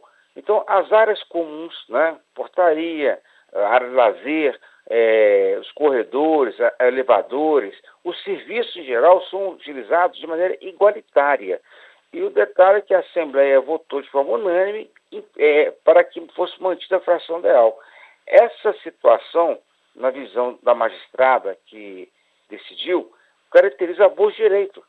A fração ideal, ela é prevista na lei, ela é legal. O que acontece é que em determinadas situações, como nesse caso concreto, a magistrada colocou muito bem na sentença de que caracteriza abuso de direito, porque o artigo 1336 do Código Civil não pode se sobrepor a outros artigos de mesma hierarquia. Então, o artigo 884 do Código Civil proíbe, veda o enriquecimento sem causa, e que é caracterizado pela cobrança em excesso de despesas das áreas comuns. A perícia judicial foi muito clara em determinar a diferenciação das despesas e a sentença colocou, se a cobrança não é por metro quadrado, quer dizer, ninguém vai pagar os porteiros, os serviços, a limpeza do prédio, ninguém vai pagar a energia do prédio por metro quadrado. Então não tem sentido cobrar o dobro, né, dessas despesas, como se por acaso o porteiro trabalhasse por metro quadrado, né? Então a unidade maior, ela não gasta, não gera mais despesas que as demais unidades, porque as despesas são geridas ou são oriundas, né, das áreas comuns que estão fora dos apartamentos. Nesse caso concreto, doutor Quênio, o senhor citou a perícia, que foi relevante neste caso. O que foi levado em consideração são os serviços em comum, mas numa outra situação, por exemplo, aquela cobertura que tem mais vagas de garagem, ela pode ter uma cobrança diferenciada dos demais? Várias perícias sobre esse tema, né, que o perito vai apurar todos os detalhes. Caracterizam que a garagem por si só, uma vaga mais ou duas, não gera despesa significativa, porque a não ser uma suposição, vai trocar o portão da garagem. Então essa taxa extra para trocar o portão, e se o prédio tem 50 vagas, aí pode ser dividido por vagas, porque no caso a vaga a mais é uma propriedade a mais efetiva. Mas aquela despesa de limpeza ou de luz, ela é insignificante. Agora, quando há uma obra na garagem, né, essa obra pode ser dividida por per capita, né, por cada unidade de garagem. Então isso é justo, sim. Como tem a perícia apurou, que quando há uma obra na fachada do prédio, a fachada do prédio ela é maior em relação à cobertura ali. Daquele ponto da cobertura que tem a fachada, pode ser fração ideal. Outro detalhe importante, Sérgio, que foi colocado, é a questão do seguro contra incêndio. O seguro é baseado no valor patrimonial do imóvel. Então, cobrar o seguro fração ideal é correto. No caso, a decisão da juíza foi excepcional, porque ela colocou muito clara, a divisão das despesas. Então, foi uma sentença com divisão híbrida. E um detalhe fundamental é que a perícia, né, ela foi muito técnica. Ela apurou de maneira adequada e frisou. Há despesas, a maioria das despesas, no caso, não tem nenhuma relação com o tamanho da unidade. Então, houve, no caso aí, uma análise profissional de maneira a evitar o enriquecimento sem causa, que é caracterizado pela cobrança a maior de despesas que são usufruídas de maneira igualitária por todos os condôminos. Quero frisar, inclusive, que a área comum que gera despesas, ela é regulamentada pela Lei 4.591, /64, e pelo Código Civil, no artigo 1335, que determina que nenhum condômino pode utilizar a área comum mais do que o outro, ou seja, a própria lei veda que qualquer condômino venha usar a área comum de forma excessiva ou de maneira a prejudicar igual uso para o vizinho. Então, se a lei determina que as áreas comuns são utilizadas de forma igualitária, se a lei proíbe que alguém use mais do que a outro, e, logicamente, essas despesas que são geradas por essas áreas devem ser divididas igualmente. Isso é uma questão matemática e técnica. Estou conversando com o Dr. Kênio Pereira, advogado especialista em direito imobiliário. Estamos repercutindo a decisão da Justiça de Minas Gerais, que declarou ilegal a cobrança de taxa condominial diferenciada para unidades de cobertura quando se trata de despesas que beneficiam todos os moradores de forma igual. Dr. Kênio, pelo que foi dito aqui, o morador fez o pedido para a Assembleia e a Assembleia não aprovou o pagamento igual, né, dessa taxa de condomínio para esses serviços comuns. E agora, o prejuízo fica com o condomínio?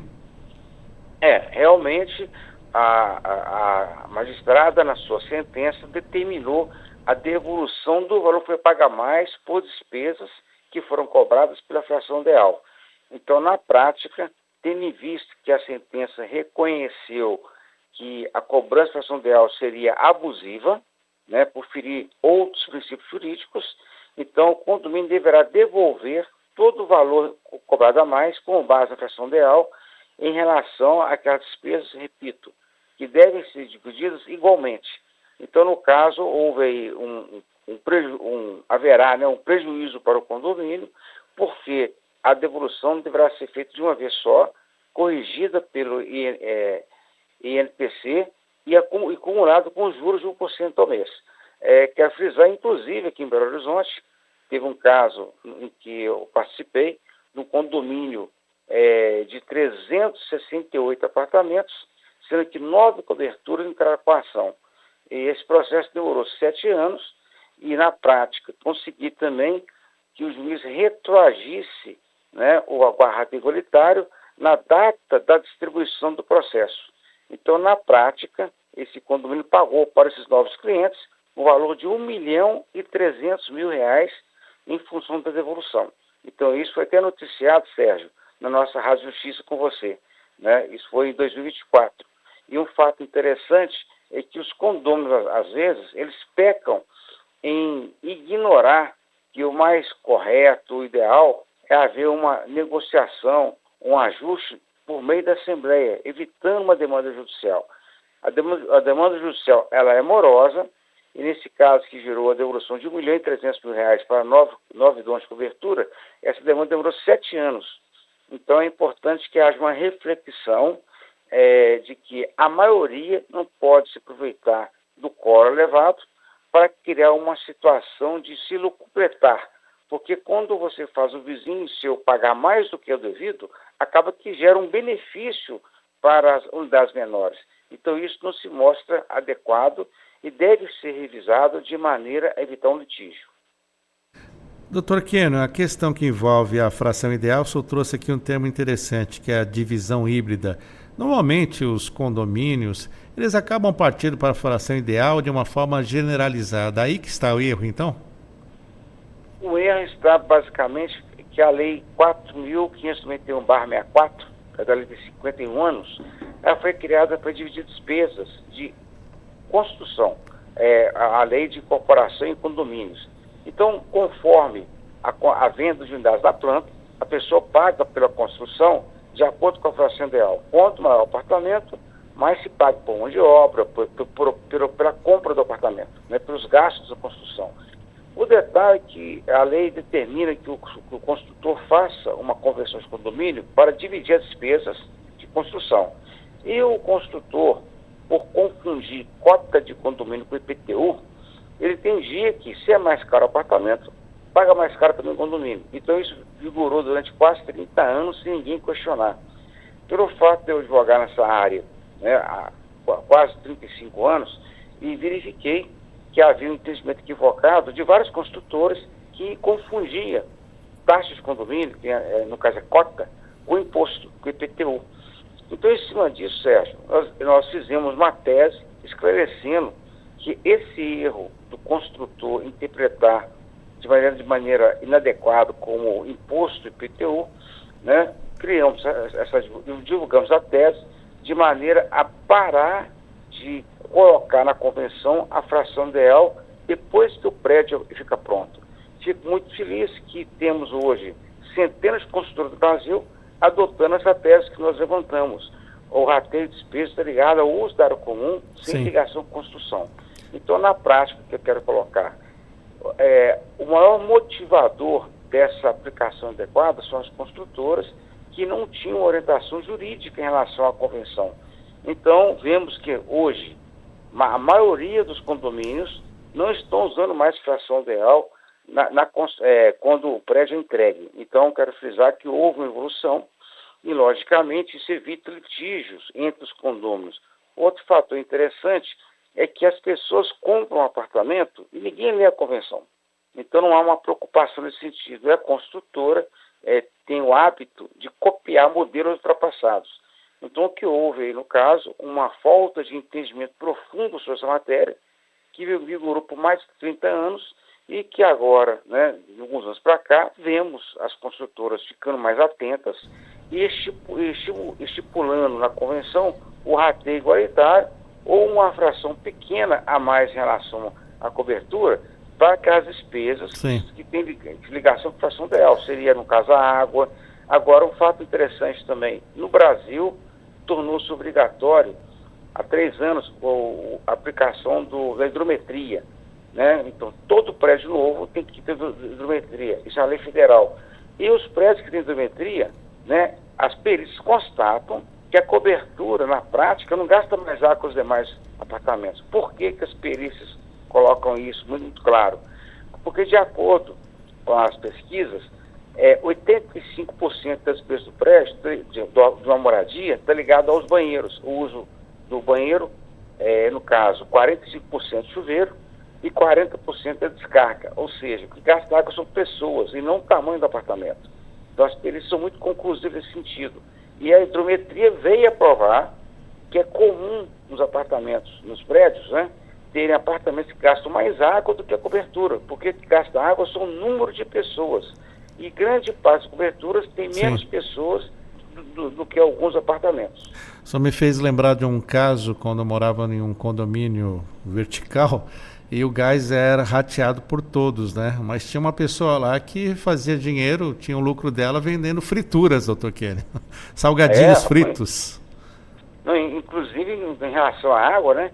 Tem pessoas que já têm apartamentos que a pessoa põe a lavanderia, ela lava para fora. Né? Tem outros casos interessantes, que apartamentos são usados para a república. Né? Então, pega um apartamento que teria, no Brasil, a média da família, né, é 1,6 filhos, de acordo com o IBGE. Então, na prática, a família brasileira tem de 3 a 4 pessoas. E tem apartamentos típicos que tem 6 pessoas. E grande parte das coberturas tem um casal ou 3 pessoas. Então, na prática, são pessoas que gastam água e vemos essa injustiça de cobrar a fração ideal no caso do gás, no caso da água. Né? Então, a água e o gás depende do uso do volume de pessoas. E aquela ideia de que a cobertura vai ter 10 pessoas, aquilo é uma ideia, uma ficção. Porque nós sabemos que no Brasil, se a média da família com 3 a 4 pessoas, eu não conheço uma família que tem 8 filhos. Né? Então, as pessoas, às vezes, para penalizar, para onerar a cobertura, usam argumentos risíveis, né? Ou vai ter 8 pessoas, 10 pessoas na cobertura. Isso não existe. E o IBGE vem a ratificar o que eu falo aqui agora. Então, a média da família é 3 a 4 pessoas. E não 10 pessoas, como alguns defendem, para justificar a cobrança a mais da cobertura. O que caracteriza realmente até a má-fé nesse aspecto. E a sentença frisa isso. Doutor Kenny, a má-fé em relação à cobrança excessiva. Doutor Quênio, para finalizarmos, a realidade aqui em Brasília é que temos também os apartamentos, os verticais, mas os horizontais. Como fica a cobrança desses condomínios se dentro de um condomínio horizontal há lotes com tamanhos diferentes? Qual é a sua posição sobre isso? Com relação a isso, inclusive, depende do estatuto do condomínio ou da convenção do condomínio, que tem os dois casos. O fato é o seguinte: o que se gasta nos condomínios horizontais, né, no caso de casa, é o controle, é a portaria que é o principal, que é a mão de obra. Então, se o lote maior e não gera maior despesa para o condomínio, não justifica cobrar pelo tamanho do lote. Inclusive, é comum, né, ter lotes, a pessoa comprar 2 lotes, e a própria convenção estipular que a fusão de 2 lotes para uma moradia não gera aumento da taxa. Então, uma coisa que eu acho muito inteligente nos condomínios horizontais de casas, né, que a cobrança é feita por casa. Então, se a pessoa construir 2 casas, vai pagar 2 cotas, né, vai ter 2 lotes. Mas se ela tem uma casa e coloca o segundo lote, ela vai ter despesa dentro daquele lote dela, com jardinagem, o que for. A parte da água, cada um tem seu hidrômetro. Então, se o fato de ter um lote maior não acarreta despesa maior para o condomínio, não se justifica cobrar mais. Então, o fato que eu quero colocar é que grande parte dos estatutos e convenções estipulam o pagamento por unidade habitacional. Então, a pessoa tem um lote lá de 1.500 metros, outro tem de 700 metros, a despesa é igualitária. Agora, se for uma despesa para fazer ali, no caso, o asfalto, o calçamento na frente do terreno, aí vai pagar pela área do terreno, no calçamento, ou no caso ali o passeio, né, que vai ser refeito, aí paga-se por área, nesse aspecto, em relação a essa taxa extra. Conversamos com o Dr. Quênio Pereira, advogado especialista em direito imobiliário, também vice-presidente da Comissão Especial de Direito Condominial do AB Nacional, o Dr. Quênio Pereira, falando sobre a decisão da Justiça de Minas Gerais, que declarou ser ilegal a cobrança de taxa condominial diferenciada para unidades de cobertura, quando se trata de despesas que beneficiam todos os moradores de forma igual. Dr. Quênio, mais uma vez, obrigado por estar conosco aqui na Rádio Justiça. Já aproveito para desejar aqui um feliz ano novo para o senhor e que possamos conversar mais vezes, trazendo as notícias do Poder Judiciário, principalmente relativas ao direito imobiliário, aqui no Revista Justiça. Eu fico muito feliz em participar da Rádio Justiça há 17 anos, né, junto com meu amigo Sérgio aí, equipe da Rádio Justiça. E desejo a todos vocês e aos ouvintes boas festas, que vocês tenham um ano muito feliz e que em 2026 possamos, né, estar juntos com muita saúde e paz. Um abraço para todos. Muito obrigado, Dr. Quênio. Agora 8h36. Revista Justiça. Entrevista. Entre as novas regras do CONTRAN para quem pretende tirar a Carteira Nacional de Habilitação está a que retira a obrigatoriedade de passar por uma autoescola. Para conversar sobre esse tema, o repórter Neto Costa, ele entrevistou o advogado Marcos Zanetti, especialista em direito de trânsito. O Conselho Nacional de Trânsito, o CONTRAN, aprovou no início de dezembro a resolução que simplifica o processo de obtenção da Carteira Nacional de Habilitação, a CNH. A medida retira a obrigatoriedade de passar por uma autoescola antes de fazer as provas de direção.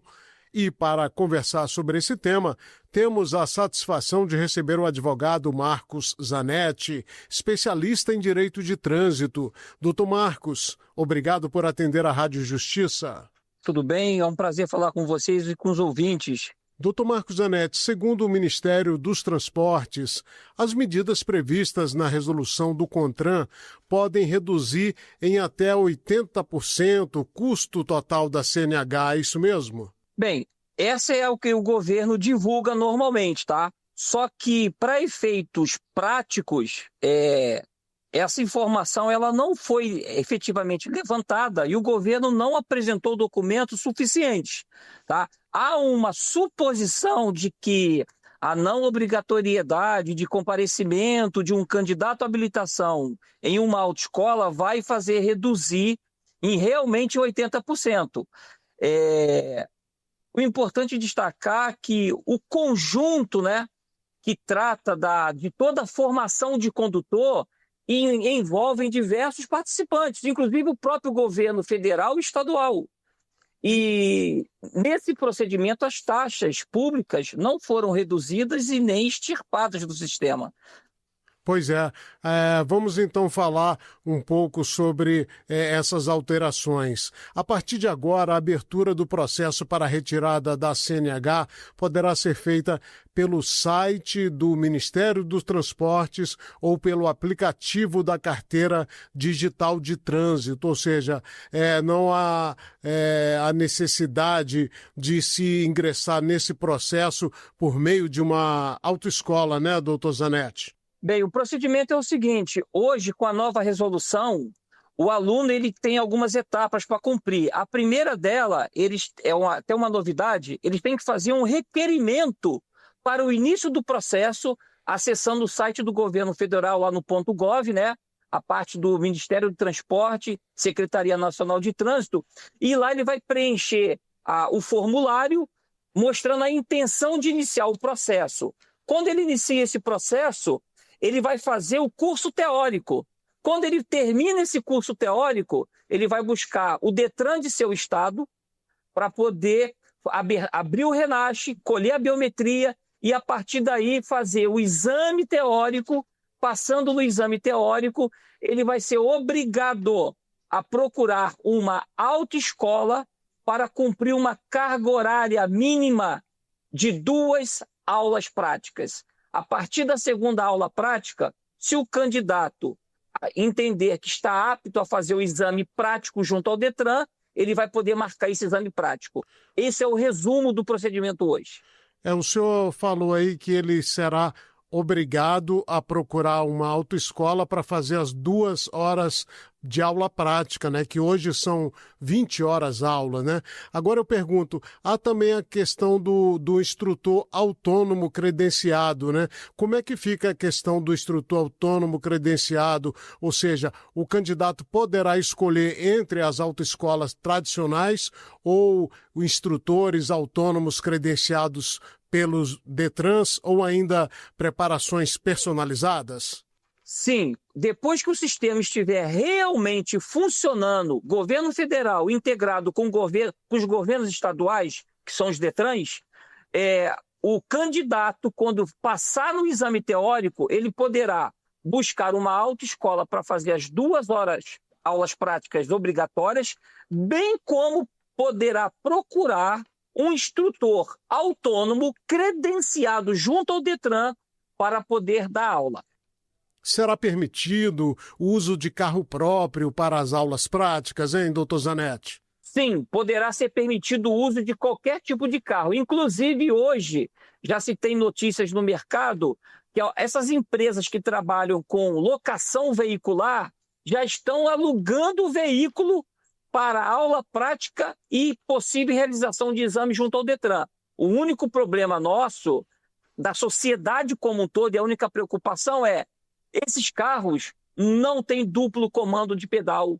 Como é que um instrutor autônomo vai controlar o seu aluno na direção se não há duplo comando? O que não ocorre com os veículos de autoescola, porque todos eles possuem o duplo comando. Ou seja, o instrutor da autoescola, que é a mesma coisa que o instrutor autônomo, a formação é a mesma, o instrutor de autoescola consegue ter o domínio do veículo.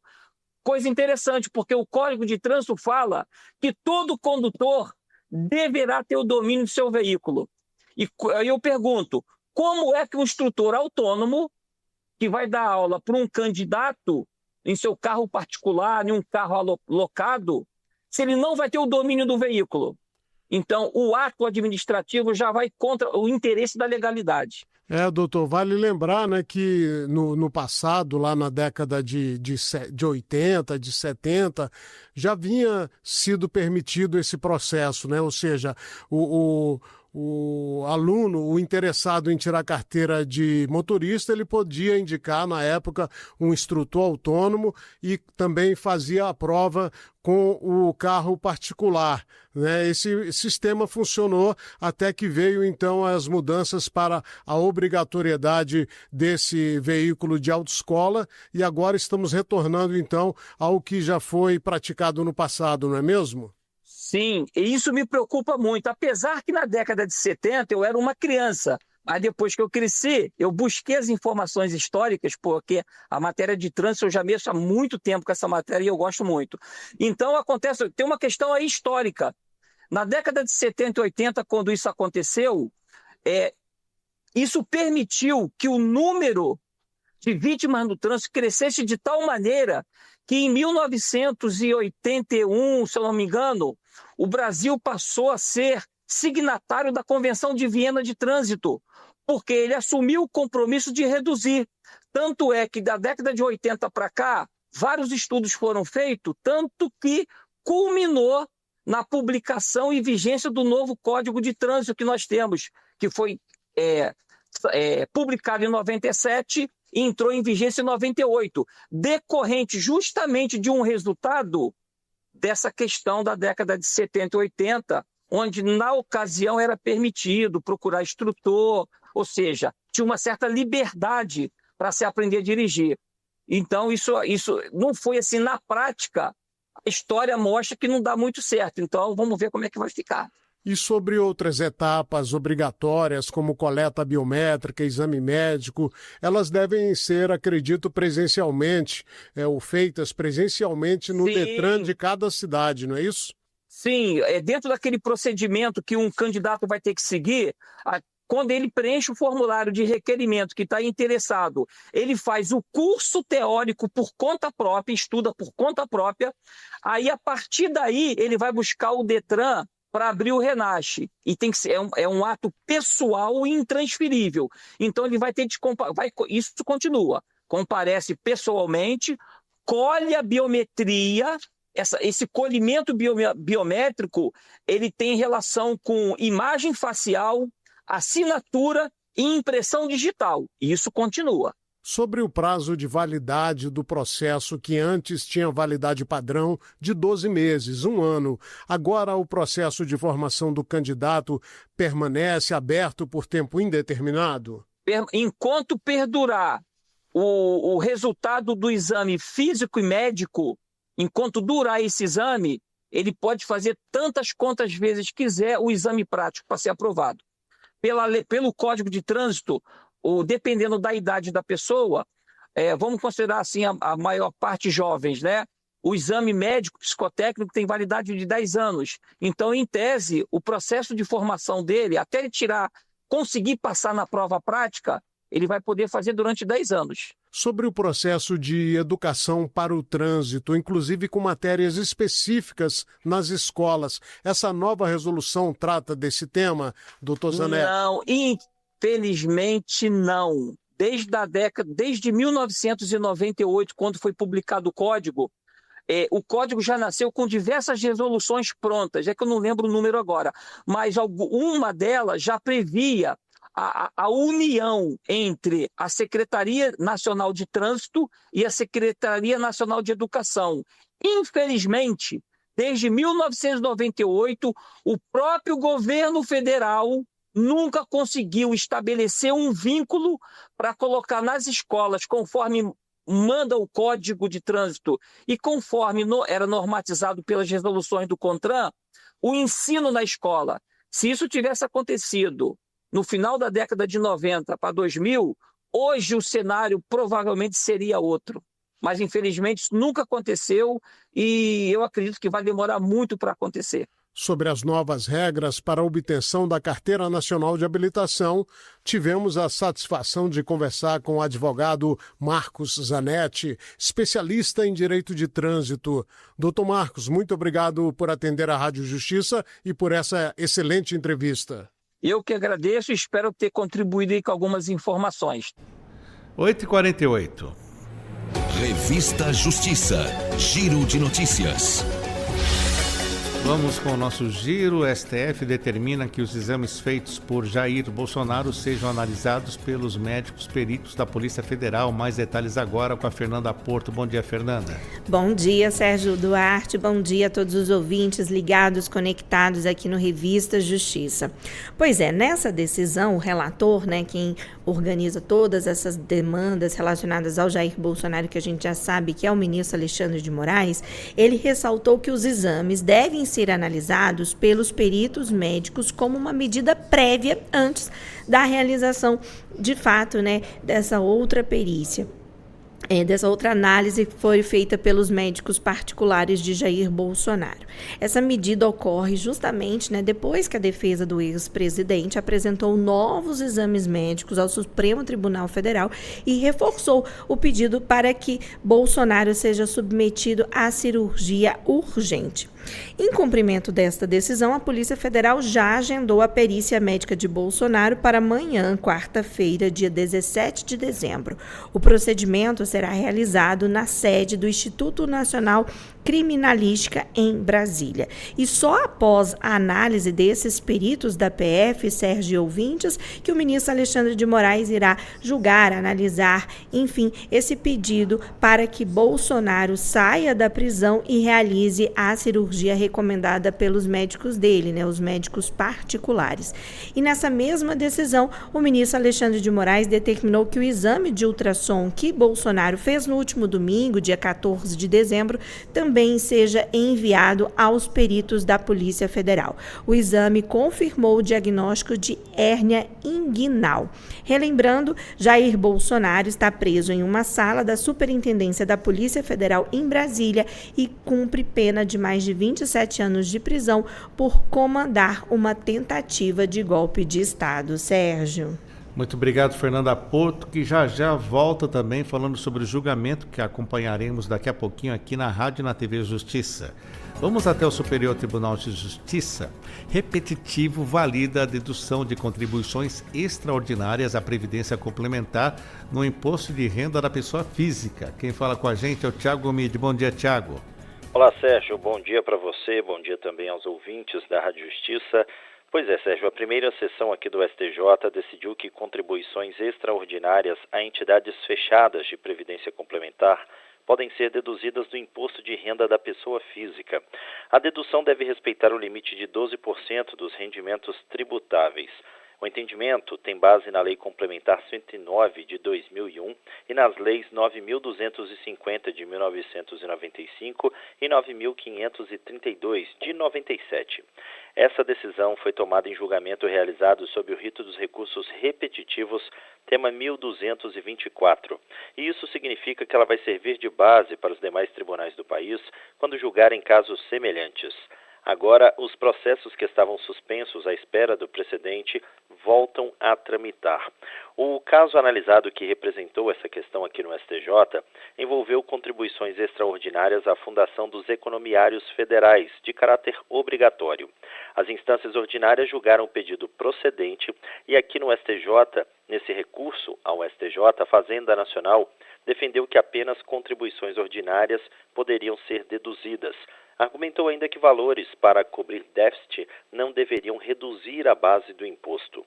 O colegiado da primeira sessão negou provimento a esse recurso. O relator, ministro Benedito Gonçalves, observou que contribuições ordinárias e extraordinárias têm a mesma finalidade previdenciária.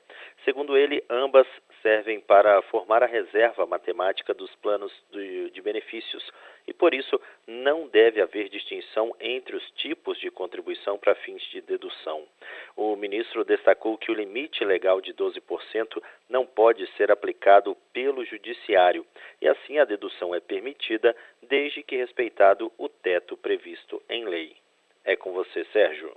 Obrigado, Thiago Gomide, ao vivo, direto do Superior Tribunal de Justiça. Agora vamos até o Tribunal Superior do Trabalho. Consórcio é condenado pela 5ª turma do TST por irregularidades em obras de linhas de transmissão de energia no Rio Grande do Sul. A ação civil pública teve início depois que o MPT constatou uma série de violações que afetavam o ambiente de trabalho e os direitos coletivos dos empregados. Samanta Flor, bom dia. Bom dia, Sérgio, ouvintes, conforme o Ministério Público do Trabalho, entre os problemas constatados estavam o excesso de horas extras sem repouso semanal remunerado, falta de equipamentos de proteção e alojamentos precários, sem armários nem local para lavar roupas, banheiros sem porta e lixeira, além de estarem com forte cheiro de urina e fezes. A obra do consórcio, o construtor minuano, empregava mais de 1.000 pessoas. O juízo de primeiro grau condenou o consórcio ao pagamento de R$1.500.000 por dano moral coletivo, por descumprimento de normas básicas de segurança e de manutenção de um ambiente de trabalho digno. As empresas Isolux Projetos e Instalações e Ingevix Engenharia também foram condenadas. O Tribunal Regional do Trabalho da 4ª Região no Rio Grande do Sul manteve a sentença. No Tribunal Superior do Trabalho, o relator do recurso das empresas, ministro Douglas Alencar, da 5ª Turma, reconheceu as violações aos direitos coletivos dos empregados, mas entendeu que a indenização deve ser proporcional e razoável. Por isso, reduziu o valor para R$250 mil. O relator ressaltou que parte das irregularidades foi corrigida depois das atuações do MPT, antes da conclusão da obra. Observou ainda que o consórcio foi dissolvido depois da entrega da obra e que 2 das empresas não prestaram mais serviço no local, o que para o ministro afasta a necessidade de uma condenação de maior impacto econômico. A decisão foi unânime e ainda cabe recurso. Volto com você, Sérgio. Obrigado, Samanta Flor, ao vivo, direto do TST. Agora vamos até o TSE, rapidamente falar sobre Ricardo Vilas Boas Cueva, que toma posse hoje como ministro titular do TSE. Rimac Souto, bom dia. Muito bom dia, Sérgio. Bom dia também para você que nos acompanha aqui pela Rádio Justiça. Exatamente, Sérgio, hoje tem posse do ministro Ricardo Vilas Boas Cueva, aqui no Tribunal Superior Eleitoral, ele que tem como origem o Tribunal, o STJ. Hoje também tem eleição para o cargo de Corregedor-Geral da Justiça Eleitoral, e quem for o eleito terá posse justamente na quinta-feira. Semana intensa aqui no Tribunal Superior Eleitoral, já que nós teremos 3 sessões. A de hoje, a partir das 19 horas, a de quinta, a partir das 10 da manhã, e sexta-feira, sessão extraordinária de encerramento do ano forense 2025. Sérgio. Obrigado, Rimac Souto, ao vivo, direto do TSE. Fechando o nosso giro, vamos falar sobre o julgamento do Núcleo 2, que o Supremo retoma hoje, sobre os acusados de tentativa de golpe de Estado. Fernanda Porto, já tem um julgamento com transmissão pela rádio e pela TV Justiça. Isso mesmo, como sempre, a gente sempre está aqui, sempre acompanhando o julgamento, esse julgamento presencial, um julgamento importante que vai ser retomado. A sessão está marcada para começar daqui a pouquinho, a partir das 9 horas da manhã. Terá início com o voto do relator, o ministro Alexandre de Moraes. Em seguida, votam os demais integrantes do colegiado da primeira turma do Supremo Tribunal Federal, na ordem que é primeiro o ministro Cristiano Zanin, depois a ministra Carmen Lúcia e, por fim, o presidente da primeira turma, que é o ministro Flávio Dino.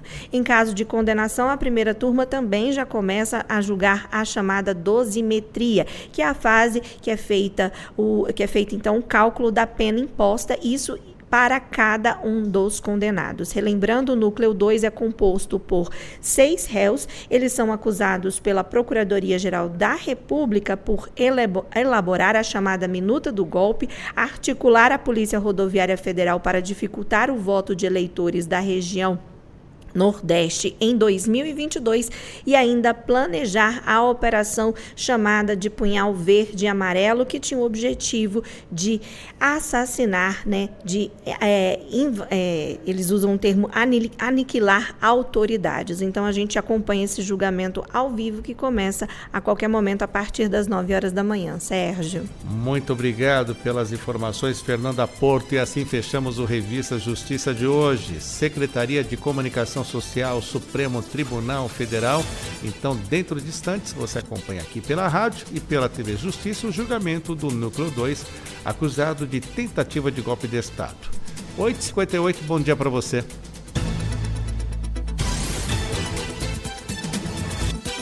A Rádio Justiça apresentou Revista Justiça.